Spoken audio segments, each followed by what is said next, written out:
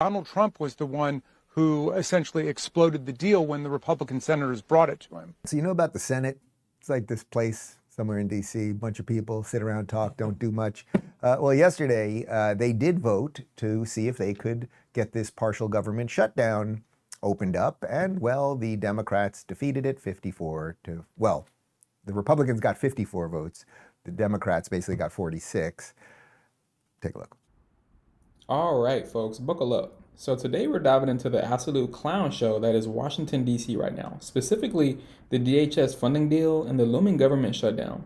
Every time these politicians get together, it feels less like governing and more like a poorly scripted reality TV show where no one actually wants to solve anything. Today we're cutting through the noise, calling out the blatant blame games, and finding out who's really holding our government hostage. Get ready for some truth bombs because this isn't just about DC drama. It's about how these games actually affect you. On this vote, the yeas are 54, the nays are 46. Three-fifths of the Senate duly chosen and sworn not having voted in the affirmative. The motion upon reconsideration is not agreed to. Okay, so as you know, they need 60 votes to pass this. This is why people are talking about blowing up the talking filibuster so that they would need a simple majority, in which case, even if you had a few Republicans that didn't come along, the Republicans have the tiebreaker because of J.D. Vance. And we seem to be edging closer and closer to that moment because the Democrats are not giving an inch here and nobody seems to know what they're doing. Yesterday, actually, we talked a little bit about how it sounded like there was a proposal that might change some of this, but now it seems a bit stalled. Here's some more from CBS News. Minority Leader Chuck Schumer said the party presented its newest proposal on Wednesday morning, framing it as a reasonable, good faith proposal that includes reforms to ICE. Republicans have said they are willing to exclude money for ICE's deportation arm from the bill, but Democrats have rejected that as insufficient. Okay, so 54 to 46, not even close to the 60 votes needed. And what's the immediate pivot? Blowing up the filibuster? Because of course, when you can't get your way through consensus, the answer is always to change the rules so you don't need consensus.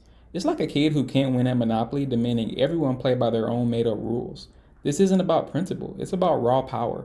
The filibuster is one of the last remaining speed bumps against a tyrannical majority, forcing both sides to actually talk and compromise. But compromise is a dirty word in Washington these days. They want to ram through their agenda, consequences be damned, and we're just supposed to sit back and take it. It's a dangerous game, folks, showing their priorities lie with political leverage, not effective governance. Thune said the Democratic offer is not even close to being real. He said Democrats are asking for things that have already been turned down, so it seems just like they're going in circles. A test vote on advancing the funding bill failed in the chamber on Wednesday afternoon with no movement on either side.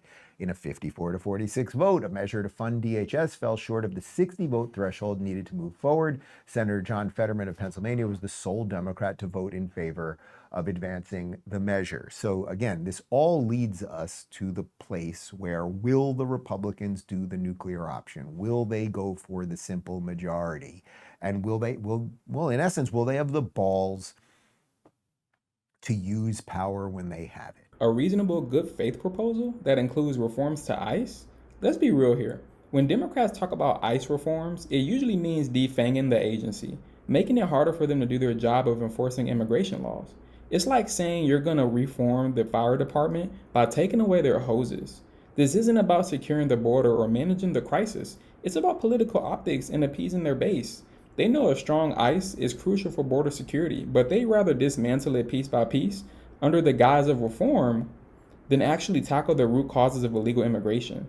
They propose something that they know Republicans cannot accept, then throw their hands up and blame the other side for the stalemate. It's a cynical play straight out of the political handbook, and it's why nothing ever gets done. That remains to be seen. Over on CNN, I'm quite critical of the people over there, but here's Caitlin Collins doing like a fairly decent job calling out Jamie Raskin, Democrat, because yes, this is the Democrats' DHS shutdown. Donald Trump was the one who essentially exploded the deal when the Republican senators brought it to him. But then he met with That's my Republican understanding. senators. Then he met with Republican senators on Monday night, and they came out of that yesterday and said, we've got this deal that would fund this and just have this limited subsection of immigration enforcement that we'll work on later, which basically Republicans were just going to try to find the votes on their own to pass and have that. And then Schumer sent a counteroffer this morning. That's what derailed it today. Okay, well, you might be a couple steps ahead of me then.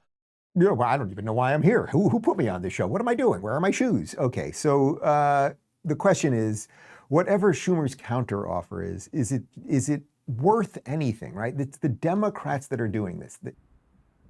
And there you have it, folks. Another day, another round of political theater in D.C. The game continues, the blame shifts, and the American people are the ones left paying the price. It's clear that until these politicians prioritize actual solutions over political maneuvering, we're going to keep seeing the same cycle repeat. So what do you guys think? Who's really to blame for this mess? Let me know in the comments below. Hit that like button and subscribe to the channel for more straight talk on what's really happening in our government. See you guys next time.